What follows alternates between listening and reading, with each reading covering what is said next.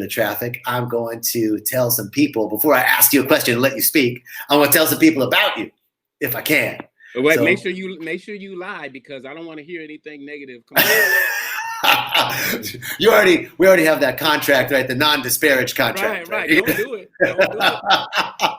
Welcome, everybody, as traffic is building. We have Monk Eternal on Rise Up, Evolutionary Conversations today. These conversations are intended to be a weekly transformational talk, and Monk is an author, transformational coach, personal trainer, public speaker, and 3-time natural pro physique bodybuilder in the SF Oakland Bay area. Come on.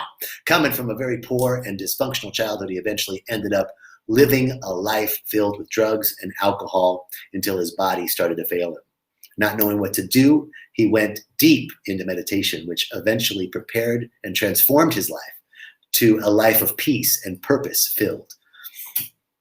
It's now his mission to help others do the same. So, Monk Eternal, welcome. Thank you for having me. I'm so excited and honored and blessed to be here to have this conversation with you. This is the first time we're meeting, and even though I couldn't hear you when you first came on, I seen your face and it was lit up, and I'm just like, this guy is amazing. So I know we're gonna have an amazing conversation today. Thank you, brother. Thank you so much. I want to start off with a perfunctory question. How are you? But I really want to know, like, how are you? Like, how are you with everything that's going on in the world today? How are you with the political situation, with what's going on in the streets in the Bay Area, with the national conversation on racial justice? How are you? How are you doing? Thanks for asking. I'm well. I am well. Now I have a different perspective on things. Like the things that are going on now, I don't take personal anymore, because I know that it's not a personal issue. It's an issue about conditioning and about the narrative and the story that's created, right? So now when I see people with, hateful actions and doing things that really doesn't align with who they are, because we are all love, right? Essentially, that's what we are. So when someone's so out of alignment, I don't judge that person. I just know there's work to be done, right? And so instead of getting in the mud and getting muddy with it, I like to stay up out of that and carry this love vibration into any situation. So when we move out of a loving place, we can actually be productive. But if we are in a reactionary state, which a lot of us are right now, the hate, the fear comes, and we go right back at it with hate and fear. We need to step out of that place. And not take it so personal, because if you all believe that we are of one source, we can't fight against that source. You see what I'm saying? We got to fight against maybe the actions of people trying to hold other people down, but the source itself is one. So I don't take it personal anymore, where I used to be very angry and take it personal when people were doing certain things. Even people I know, I'm so surprised right now that support this hate and with this atmosphere that's going on, right? This energy that's going on. I know that deep down inside, it was something that they needed to take care of, something that always has been there, that actually has started to emerge now. We have to do a lot of introspective work. We have to go inside. We got to see what these emotions that are coming up, how we can deal with these emotions that've been there. All this is what's going on right now. All it's doing is exposing. This has always been there. All it's doing is making it come to the surface. All it's doing is having us deal with things we haven't dealt with or should have dealt with already, right? So I don't take it personal. I know there's the birthing process is going on right now. I know everything has to, in order to heal, it all has to come up. And just like the other day, I made a post what kind of emotions are you feeling right now? What's coming up for you? And whatever's coming up for you, if it's fear, if it's anger, if it's hate, that's okay, but that needs to be dealt with so we can move past that, right? Yeah. So, please go ahead. No, I'm just saying it's time to stop suppressing and repressing emotions and actually get to the root of these things and deal with these emotions as they come up instead of pushing them back. I agree. Now, 100%, it's an inward journey, right? As Howard Thurman's beautiful book is titled, The Inward the inward journey. It is about my own exploration. Now, in the context, there is a reaction in culture, in our society that I've come across with really loving, beautiful people who say, it's not me. I'm good. I'm good. I have fond regard across racial lines. You know, my first husband or wife was Black, or I have lots of people in my life, or no, I'm not racist. I don't harbor these hateful thoughts, right? And, you know, someone who, like our current president said, I'm the least racist person in the room, which to me is the biggest red flag in the world, right? So not because I'm looking to point the finger of blame, because just as you said, the inward journey is the work that's to be done. And when I say, I'm good, it's not me, that's a refusal to look within, in my opinion. Right, being implicit, right? Tell me more about that. So I'm just saying, a lot of people, since they don't have a quote unquote, you know, dog in the fight, they want to, you know, like you said, I'm saying I'm good. I can just step to the side and let this thing play out. It's time for action. And it's time for action, like I said, from a loving space. If it's not from there, the action is not going to be as productive, right? We have to take action. It's really about, whenever I talk or speak to anybody, even if it's something I really agree with, it's all about the delivery. What energy, see, people don't think that judging someone internally while they're trying to get a point across, right, is really affecting this interaction. But in reality, it's all about the delivery. So if I'm telling you something from a judgmental place, they're not going to receive that as if I was telling them the same words from a loving place. People feel it. Right. Everything's energy. Yes. When you understand that part, then words are less important, but the energy that's attached to those words are more important. You understand that. So even people that may hate me at this point for no reason at all, except for the color of my skin and their conditioning, I'm able to send that person still love, because I understand. I understand now that it's nothing personal. I understand that. And more people that don't directly have to deal with things like I do as far as my race, we need to have understanding. That's what it's all about. And I think when you do that inner work, you start to understand the oneness of it all, the wholeness of it all, and why things are happening the way they're happening. And like I said before, I think we're in a rebirthing process. We're in a paradigm shift. And in order to heal, it has to be surfaced. And this is what's going on right now. And it's going to be painful. It's going to be painful watching people you know and love have this idea that we always knew, we didn't know they had, but now since it's all coming to the surface, it's like, wow, I never knew that you thought like that. I never knew that racism wasn't a deal breaker. I never knew that hate wasn't a deal breaker. I didn't know that about you, right? Like I said, step back, put love on the situation. There's no need to argue with this person. This person is going through their own thing. And you know, people that live in hate and anger, they need love more than anybody, because this is something that doesn't feel good, right?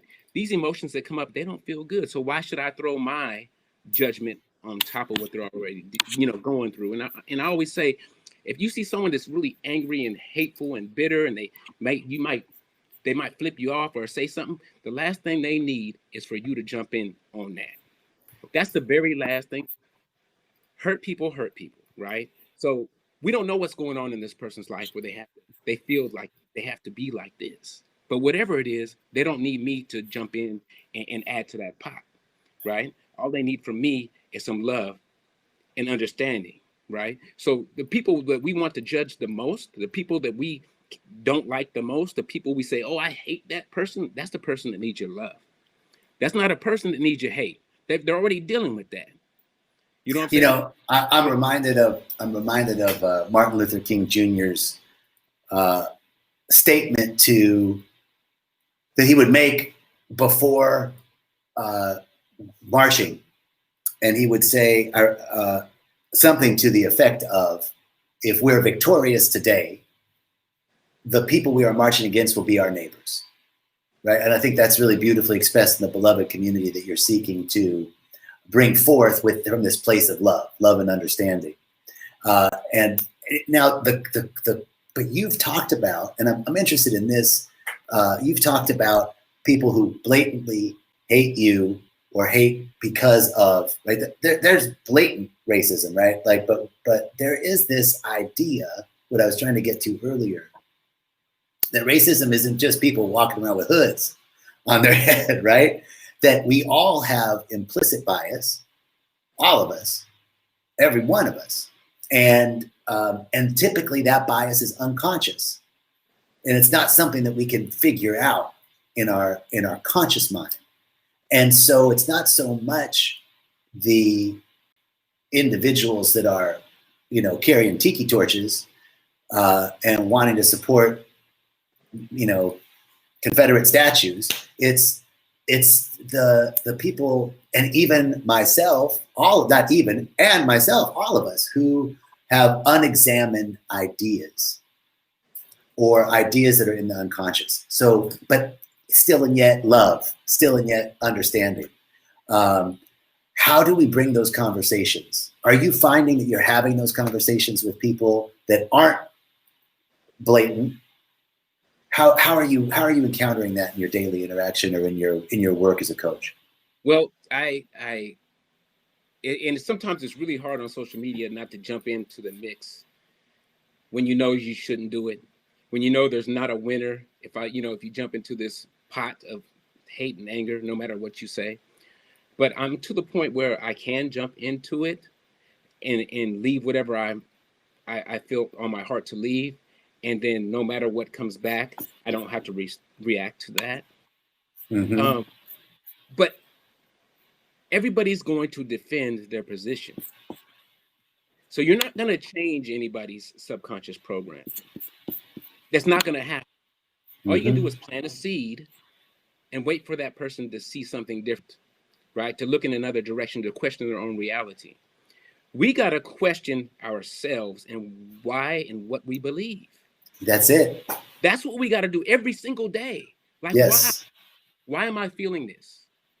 Why am I moving like this? Why am I thinking about this person like this? What do I have to work on as far as myself? Because the way to change the world is to align, not change yourself, but get back to self.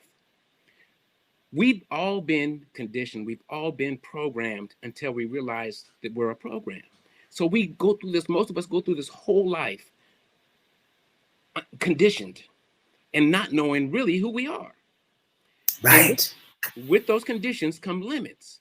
So imagine the limits that are put on. If I was to fully identify with race, the limits that would come on me, the limits that I would have to deal with if I said, well, this is who I am, this is my right? What are the limits that come with that? Think about that. What are the limits that come with someone that looks like me? Oh, the limits are everywhere. At every turn, you're limited to what you can do, right? I understand that I have a shared experience with people that look like me, but I also understand I'm unlimited at the same time. So I can move on this planet in this suit, this skin suit, and move and know no limits, but still have a shared experience and a shared struggle for social justice and everything else that we're going through.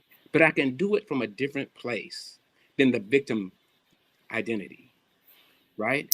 I so agree.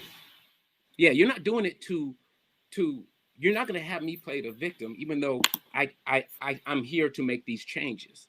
I know I'm unlimited, just like anybody else, and I know everybody's walking around with. I didn't watch the movie The Matrix probably about 2 years ago or 3 years ago, and someone asked me, because I'm not a big Keanu Reeves fan as far as acting goes, right? Someone said, "You got to watch The Matrix." I'm like, "For what?"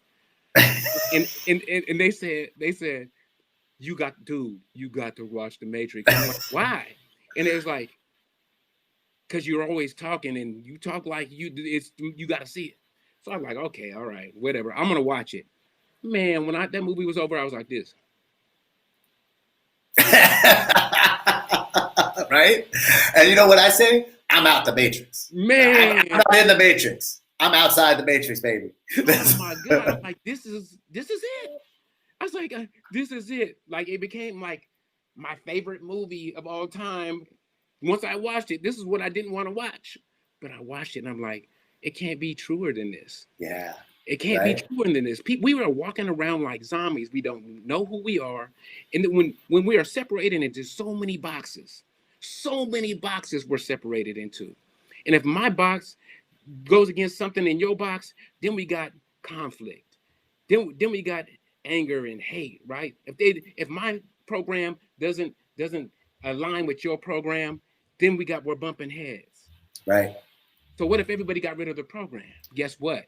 That unity comes back, right? It's so simple. It's so simple that why most people in other countries, like say the Middle East, they're Muslim, why most people here are Christians, why it's so simple. It's because that's taught over there. That's taught over here, right? We come in already knowing everything.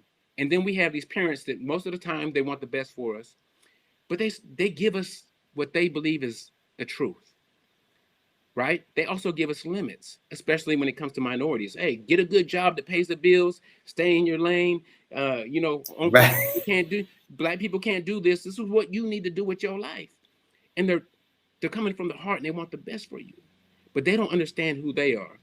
There's intergenerational trauma. There's trauma that's passed down from generation to generation to generation that's actually in your cells, right? Until we are able to heal and get through that, we're always going to deal with this trauma. And it's about healing. So that question, I mean, there's so much more I want to talk to you about on race, and the comments while you're talking. I mean, there's people are just blowing up with all sorts of comments, but people are loving your skin suit comment, and people are like red pill, and lots of great comments. And thank you everybody for commenting. I haven't been able to bring it in because we've been enjoying so much of what Monk has been saying. I want to add one thing to what you said about not living in victim mentality and not identifying solely with one aspect of our being, right? So there's a theoretical approach to this called mobile subjectivity, right? Now, there's a difference between subjectivity and objectivity. Subjectivity means you have agency and power, right? Objectivity, it lacks the power. You are an object. So as we recall our own power, we then can move and navigate, like you're saying. One identity might be gay, one identity might be man, one identity might be black, one identity might be woman, one identity might be Pacific Islander, whatever your identity. And then there are all those other sub-identities. And so as we can move in and out, have some mobility and put on different suits, then we have power as we navigate the structure, right, of the institution. So it gives us some sort of ninja power to move, right?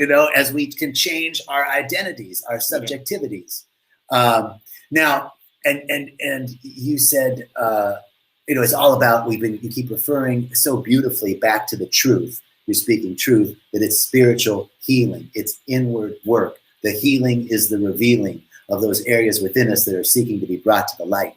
And as we do that for ourselves, as Jesus said in that beautiful alchemical statement, as I rise, all rise unto or with me, right? And so as we do that work in ourselves, we're providing a place in the collective consciousness, the race consciousness, the noosphere for that idea to emerge. Given that, now to kind of switch topics, I want to talk about your personal journey of healing, especially because I'm really interested.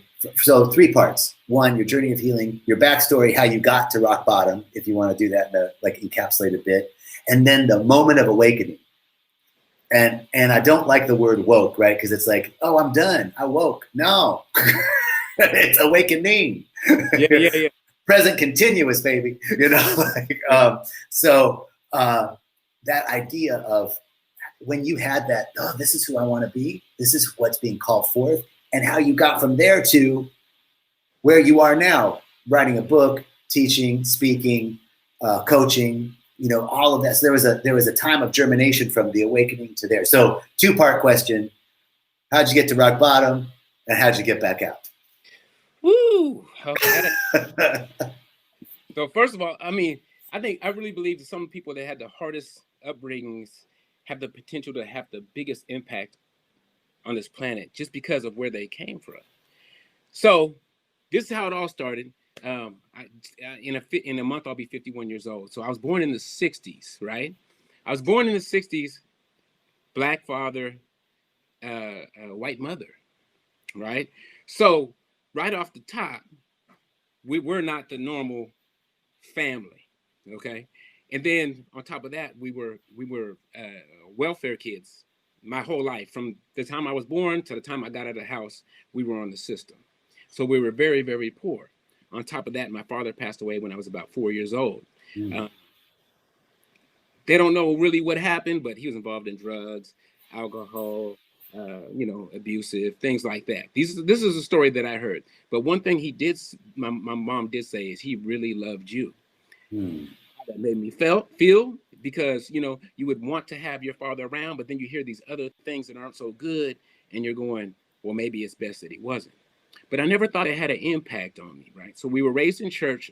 My mom did the best she could. She wasn't very educated. There were 7 of us. 7 of us. No father was ever in the house, step or otherwise, right? So she took us to church, and whatever she was taught, she thought, okay, well, we're going to keep these kids in line. And I'm going to keep these kids in line, and I'm going to show them this, whatever I was taught. So I was raised in church. When I was about 5 or 6 years old, before I understood the concept of heaven and hell, I was a bad kid. I was acting out, right? Yeah. I was stealing from stores already. So like I said, we were so broke.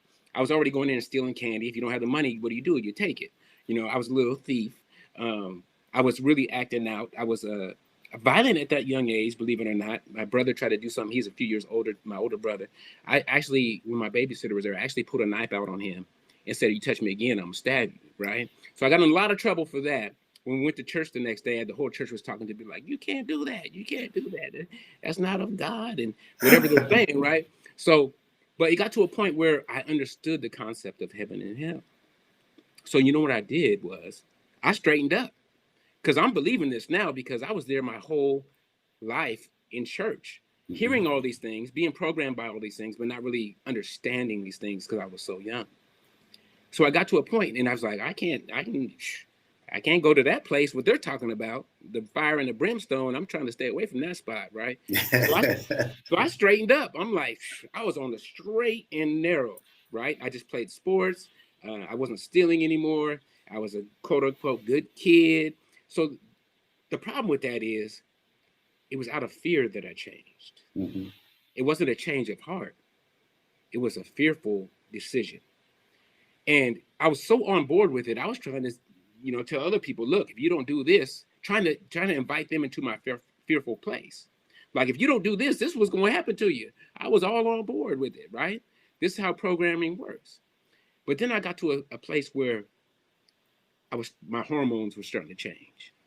And some of the rules that we were given, there were deal breakers as far as getting I wasn't really resonating with. I'm like, this don't make no sense. I can't wait till I'm married. This is crazy. So I try to justify it like this, right? I have a girlfriend. I'm like, well, I'm gonna marry you anyway. So I mean, we might as well go ahead and do this now. That's a good one, man. I'm gonna marry you anyway, baby. That's a great line. You were good. Man, I had to try to make it fit. So, because I was still living in that fearful place, right? But it finally got to the point where I'm like, look, if I'm gonna go, I'm gonna go, and I just, boom, I hit the streets, and eventually, I started to drink a lot, and I was selling cocaine, and I was being involved in violence. And the girl I said I was supposed to marry anyways, I had like 5 of those, and it was just a mess. I was a mess. I'm in this lifestyle now, and really for once had some acceptance in my life. Like, the people I was hanging around with, they accepted me and they liked me. But the problem with that is everybody that I hang around with was also fatherless. So we were learning from each other. At this point, I was up in Humboldt County, but all my friends, they're from Bay Area, they're from Richmond or Oakland. And that's why I started, selling drugs as a teenager. And I never was no big time drug dealer. I was just doing it to have a little bit extra change. You know what I mean? But the point of the fact is I was doing things that it wasn't aligned with who I really was. Right. Even when I was being violent, it's like I knew that wasn't me. When I was doing the things I was doing, I knew that wasn't me. That wasn't who I really was. This was a character. This was a character that I was. Of course. This was a role that I was playing, and I was good at it. And I was even better at it when I was drunk. Right? So I was a very likable person, excluding the violent episodes. Right? I was a very likable person when I was on this, and it really made me come to a place. I was a very insecure kid because of how I was raised, and Sure. the brokenness, and going food stamps and all that stuff. I was into my race and what I was dealing with. I was very insecure. But when I drank that alcohol, it almost put me in a place of false sense of being present. I wasn't worried about the past. I wasn't concerned about I wasn't concerned about the future. I was there. I was living it. I didn't give a damn at that point when I'm drunk, right? Anything goes. I'm living my life to the fullest. But then after that, the next day, you have the pendulum swings back the other way. Right. And you were in a very bad place. You're in a very low vibrational place. You're in a very emotional place. Physically, you're hurting. So what do you do now to get rid of this feeling? Because this feeling is no good. The night before, I was on top of the world. The morning after, I'm in the basement. So how do I get back up there? You know the drill, right? Hair of the dog, right? Let's get back at it. Feel terrible. I know how not to feel terrible. So this continued for years. I had a bunch of kids doing the same old thing, no direction in my life. I thought I didn't have a purpose. And then you get to a point I was in my 30s, just like questioning everything. Like, what is this? Do I even want to be here? What there gotta be something else besides. Gotta be something more. Right. So at that point, I'm good 20 years into this lifestyle. And I go, maybe I missed something in church. So I went back to a church. I was in the Bay Area, and I didn't feel any love at this church I went to. They actually was like, where are you from? And I'm like, what? Is this a gangbanging church or something? Why are you asking me where I'm from? Why can't you just say welcome? Right. We love that you are here, and thank you for coming in and sharing your whatever. They say, where are you from? I'm like, around the corner. I just came in. So then I left feeling really disappointed. Like, no, I didn't miss anything. This is what it is, right? And I went back to doing the same old thing. So here comes the beginning of the end of that lifestyle. I'm 38 years old. I'm in Miami, maybe 37 even. And I'm going to party for the week. The night before, I was about to go big. I think I was already going big, but my wife at the time, we decided, well, if we're not going to try to get pregnant, but if it happens, it's meant to happen. We weren't stopping it, but we weren't saying, let's try. Right. We're leaving it up to God. You know what I mean? Universe, whatever. So the night before we were both about to go in, I said, you know what? You should check to see if you're pregnant. Man, this was like a week after we decided this thing here. I mean, I'm locked and loaded at all times, it seems. This is gonna be my sixth child, right? Wow. So yeah. So she goes, okay, I'll check. Boom. She's pregnant. We were both just like, whoa. So she held off on the partying or whatnot, and I went in. Well, the first night I was there, drank all night till the next day. Miami doesn't sleep. So I get up to use the bathroom, and I'm peeing blood now. So not on top of the way I'm already feeling depressed, and I'm already feeling anxious, and I'm already feeling like I don't have a purpose, and I just found out I'm having another child. I'm now waking up with a hangover with this thing going on. Wow. So it's almost like the universe will keep slapping you lightly, and if you're not responding, it's going to hit you with an uppercut, right? So this was that uppercut. And this is when I realized I was an alcoholic. I never considered myself an alcoholic. So this happened. I'm good. We get back to the Bay Area. I don't drink for the rest of the time while I'm there because this is super scary, right? Yeah, right. So I get back to the Bay Area and I'm like, oh, I'm good. It's been a while since I started drinking again. Same thing. I didn't just do it once. I didn't do it twice. I didn't just do it 3 times. I'm trying to get out of this emotional bad place. And the only way I know how to do it is drinking. And every time you drank, you had blood in your urine. Yes. Wow. Okay. Yeah. And then finally, after a birthday party one night, I go, you know what? I said, this is it. This is it. After this party, I said, you know what? Either I'm going to live and figure this thing out, or I'm just going to keep drinking until I kill myself. And I chose to live. And I know exactly the day because it was a birthday party. The next day, I stopped drinking for good. And that was over 12 years ago. So now what? So that was the moment of an awakening. Something happened. Something shifted. That was the moment of, do you want to live or do you want to die? It was that. Okay. Moment. So it was a forced stop, right? I forced that stop. I had to make that decision. But now what? Now everything that I've been suppressing and repressing, I got to deal with sober. Right? So I usually, when I drink, I smoke weed and I smoke cigarettes. I do it all together, right? It's either all or nothing. It's the Trinity, baby. Right. Right. There was a time, I gotta tell you, there was a time in my life where I actually thought, like, if I could just drink, smoke cigs, and smoke weed, that'd be clean living. Yeah. That's what that was. If I could just do that, I'd be clean, man. If I can just put down the powder and the other stuff, right. Good. Yeah. I'm with you, bro. I'm with you. Right. So now I'm like, I'm feeling super anxious, and I'm chain smoking Newports, just I don't even know what to do. I'm outside just smoking, like I need a drink, but I'm not going to do it, right? So I'm like, what can I do? I don't even know what to do right now. I'm just so confused and so lost. And I don't know why meditation crossed my mind. But I said, you know what? I've tried everything else. Let me go ahead. And basically when I looked it up, it said, sit down, see what comes up. So you like looked up meditation. You're like, let me look up meditation. Sit down, see what comes up. And you sat down. Sat down. Wow. And I sat down every day after day, week after week, year after year. And what I noticed is initially, it's like when I did that and I took time to sit, that my days were just a little bit lighter, a little bit better. Mm-hmm. I was a different trajectory. And I'm like, if your days get better, people don't understand moment to moment. If your days are better, your life is better. Now, let me ask you really quickly. Did you ever seek like a meditation teacher or get guidance or it was all just you sitting down on your own? Oh, people think I went to AA and all kind of stuff. No, I've never done any of it, right? So I started sitting down. And if your days get better, then that means your weeks are better. That means your months are better. That means your years are better. That means your life is better. So I'm thinking to myself, well, if my days are better, my life is better. If my moments are better, my life is better, period. We're just moment to moment here, right?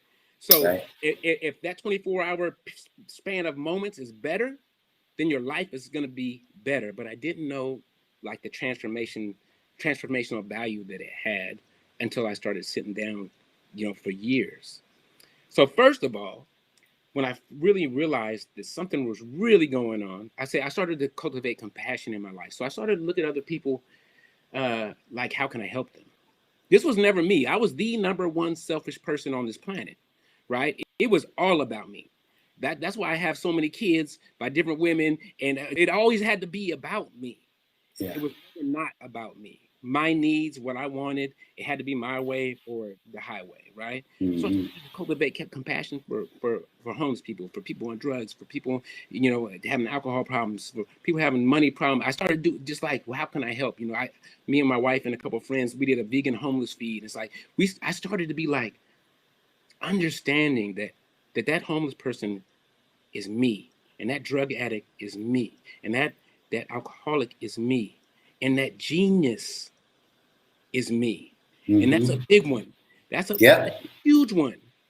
You're not just all these people that are in this certain place. You are on the other end of it too. you are unlimited, right? Go ahead. I want to ask you a quick question. Can I raise my hand, Yeah, teach? yeah, yeah, yeah. So, like, what were you doing in life for a living when you were just partying? And was it all just drug sales? Was like keeping you alive, So, or money? And then like, what were you doing once you decided to stop doing that? How did you make ends meet? yeah. So at one time it was just that. I was just that's how I was living. I was paying my bills and doing all of that with that. And then I tried to square up and I got a couple little jobs, right? Like regular jobs. And I lived that way and just did some stuff on the side. And then right about the time my daughter was born, um, I got a job as a trainer. And Uh, I had just stopped drinking right when I got that job. I was still smoking. I'm surprised they probably smelled cigarettes when I came in, but I had just and then the crazy part is I didn't even apply for this job, and it was the same night my daughter was born. I had a interview that next day. I was up all night because my daughter was born like at midnight, so I was up all night and I just came in. I didn't have any certifications, no nothing. It was a private gym. I came in just tired and sat down. I was like, I apologize. My daughter was just born last night. I mean, if I'm not totally prepared, but boom, I got that job. So then I started training people, and that's always been a part of what I do now, right. right? And that's where I'm. And then from that, then I realized that it's not just the physical body. Through my meditation practice, and I'll go on from that point. When I Okay. started to cultivate compassion, when I was sitting down, strange things started to happen. I started to get these weird, like head jerks, like super Tourette's, like things going on, right? Yeah. And then I started going, I was going to keep sitting down anyways because it was changing my life in such a dramatic way. I didn't really know how. But I started getting these really violent involuntary body movements.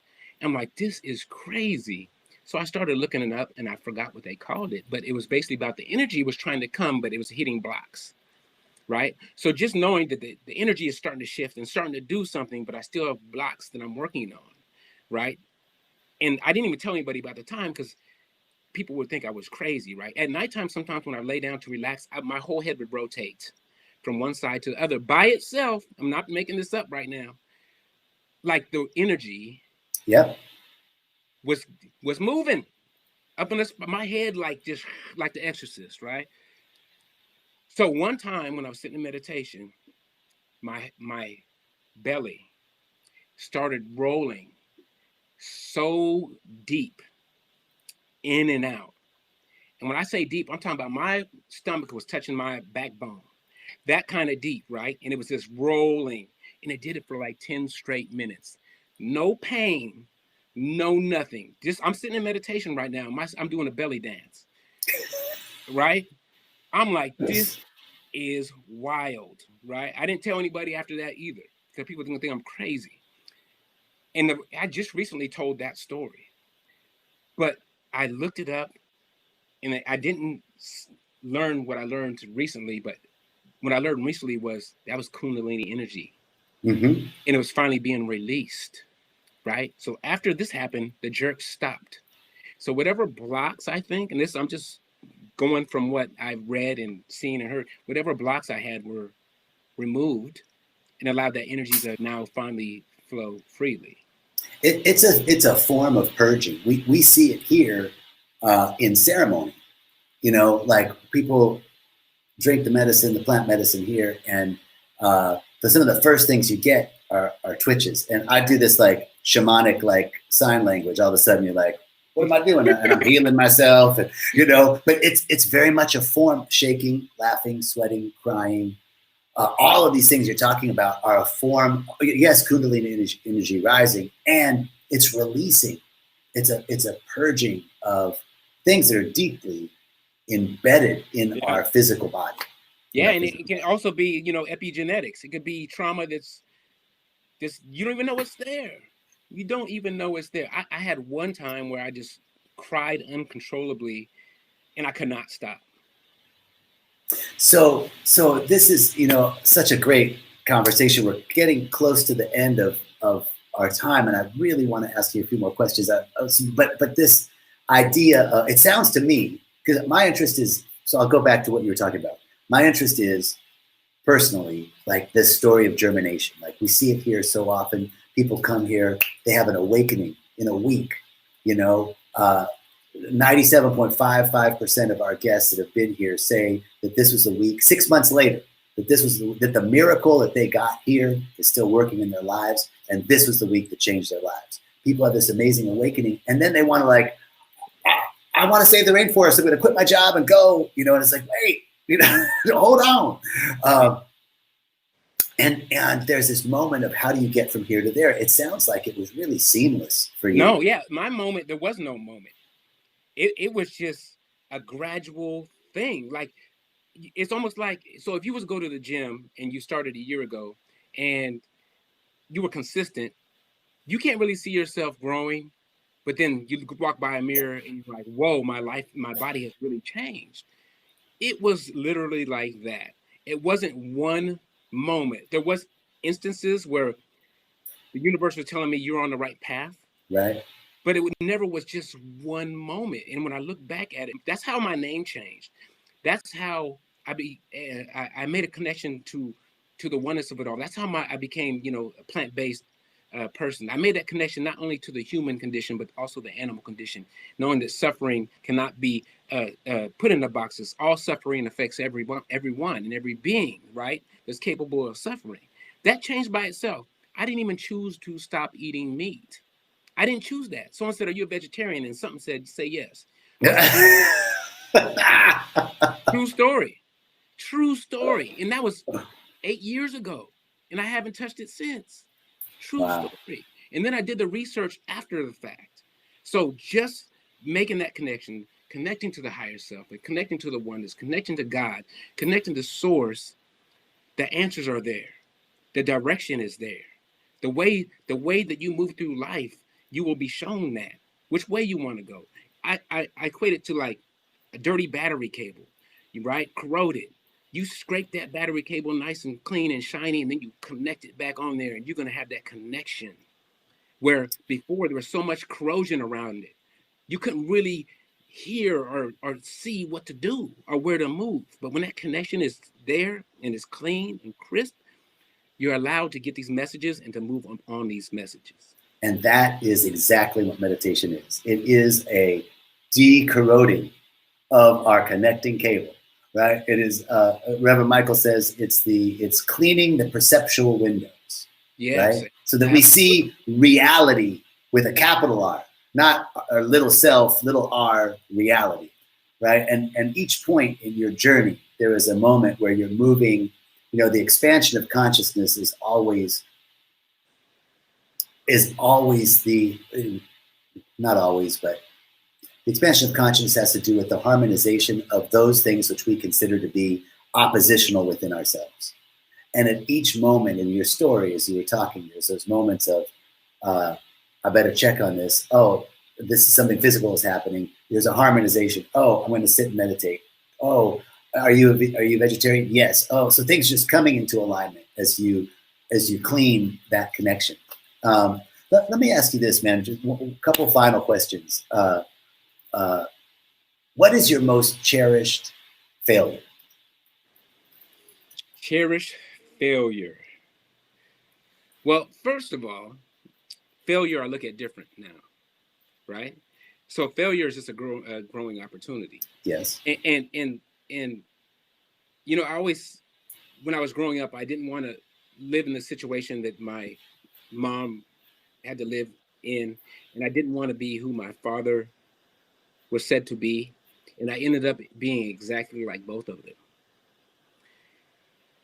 And I realize now that that would be a failure in most people's eyes, but it was really the catalyst to my growth and for me to be able to expand and for me to be able to live my purpose.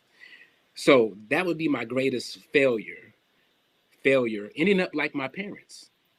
It's in that subconscious thing is so powerful Even consciously, I was like, I don't want to be like this. But when pressure is applied to your life, guess where you go? Your default. And what is your default? It's that Yeah, program. but yeah. Well, I phrased the question cherished failure because I look at failure like that as well, right? That failure is only failure is quitting, Yeah. right? Nobody's ever done anything right out the bat perfect. You know that with movement, right? Like nobody's like, I'm going to do this movement. I'm going to do a handstand. Right. No, you got to work up to it, right? Right. There's a growing edge, right? So the idea exactly is like, what is that you thought was a failure that you look back at now and go, oh, that was a moment where life changed for me. Well, I got an insight. I realize now that everything that I did go through has put me in position to do what I do now. So Amen. without these failures or life experiences, I wouldn't be able to identify with others that had these same. I mean, if you go across the board, I pretty much had all the experiences of everybody on the planet. So, when you experience so much, right, on this earth, I think you are almost put in a position that like, you have to be a light worker. You have to be a teacher. You Yes. you have to be someone that helps people heal because you've been there, you've done that, you've had that experience, and now you can not at least point someone in the direction. We can't heal anybody, but we can hold space for that person. We can understand where that person is, where they are now. We can identify with what they're going through right now. And I think it's Yeah. a beautiful thing. I think the distinction there that we teach at Agape is helping and fixing versus serving. That helping and fixing is that sort of inequality. You have something, you have a failure, you have a lack, right? I got to help you versus being of service, holding space, seeing wholeness. The consciousness that heals is the consciousness that just sees wholeness. Yes. Always, no matter what. I was looking at somebody turned me on to this YouTube channel that is a view of the Earth from the space station. Sometimes I just get on there and look at it. And I was looking at it the other night, and there's the Earth, and it just looks so peaceful and beautiful. It's like blue marble, and with swirls of white and green and brown. And then you think like, oh, there's fracking and there's burning the rainforest and there's hatred, there's war, there's all this stuff going on there. But from that perspective, you just see beauty. Right. And I thought, there's that. I believe it's in the Quran. God's eyes are too pure to perceive inequity. And I was like, yeah, but there's so much wrong with me. How can God not see it? Right? But then that view of Earth was like, oh yeah, like there is all that other stuff, those lower vibrational frequencies happening down there. But from a perspective, from a divine perspective, it's just beauty. We're just beautiful. And we can see that in each other, Yes. Yeah, exactly. Exactly. And that's one of the things I say. It's like, if you really believe, a lot of people say they believe certain things, but when it comes down to that experience, they don't really believe that. Because if they did, their reaction to whatever is going on would be different. Absolutely. That's called implicit bias. Like your conscious actions, you consciously say one thing, but your actions reveal another thing. Exactly. I want to ask you, one of the questions that someone asked here was, can you recommend a person or YouTube that you connect to begin meditating? And I'll say, Rythmia has a whole series of meditations on YouTube. There's lots of apps out there. What do you have anybody that you would recommend to Diana, or is it Diana? Well, or Lisa? Well, Skip is I don't even know if you know the story of how me and Skip even got connected, but Skip is my guy, and like the Insight Timer is a great tool. Yeah. And he's on there. I mean, I've been on there for about five years now, just as a thing to time my meditations and to track my meditations. Even though I do them every day, I want to make sure that But then I seen that's where me and Skip met. But they have courses and they have all kinds of great stuff on Insight Timer. I highly recommend that. I always recommend it to my clients. Look, to keep yourself accountable, to hold yourself accountable, and you know, and it says how many days you have in a row. So you don't want to miss that day, even though it's like you shouldn't miss that day, but you like a day you might not want to do it. You go, I'm not gonna go back to zero. I'm gonna keep doing this, right? So just having that consistency with your meditation practice is huge. So Insight Timer, I'd say, would be the best way to go. Beautiful. Okay, so you plugged Insight Timer. I gotta plug one thing. I'm actually on an app called the Med Collective, which is a new app that's coming out with a really cool ability to meditate and bring in different aspects and create the length of your meditation. So check out Insight Timer, check out Med Collective. I don't know about Med Collective. It's just coming out, man. I'm gonna send you. How come I'm not special enough to know about this? I'm gonna send you. It's just come. It's literally in beta testing right now. I'm gonna send it to you. I'm not gonna take it personal, John. I'm not gonna take it personal. Man, you already said you don't take anything personal no more. So the 4 agreements, brother. So great to talk to you and to meet you. And I hope that we can continue this dialogue both on and off the screen, you know, man. But I hope to continue to connect with you. And I just thank you so much for your time and for who you are in the world, man. Thank you so much. Well, we're tribal members now. I mean, we are officially in the same officially. I got a new website too. I want to let you know. Yeah, tell us, please. Okay, it's monkeyeternal.com. And it's also my book coming up is Love Over Fear, A Guide to Peace and Purpose. But if you go to that website, monkeyeternal.com, all my social medias are there. And I will let you know exactly when the book's coming out and if you want to pre-order it. I had questions on the book. I had all sorts of quotes from your website I was going to talk to you about. And we just got so into it. It was so good. Well, it looks like you're going to have to have me back again then. I think so. Done and done. Right. Brother, thank you. We'll have to start from there and then go forward. We can't start from the beginning and go. That's it. I'm with you. And people just really loved it. Lots of comments coming in on thank you for the conversation and the authenticity and vulnerability and just reality of it all. So, man, thank you, brother. Have a great day. Peace and blessings. And we'll see you soon. All right. Thank you.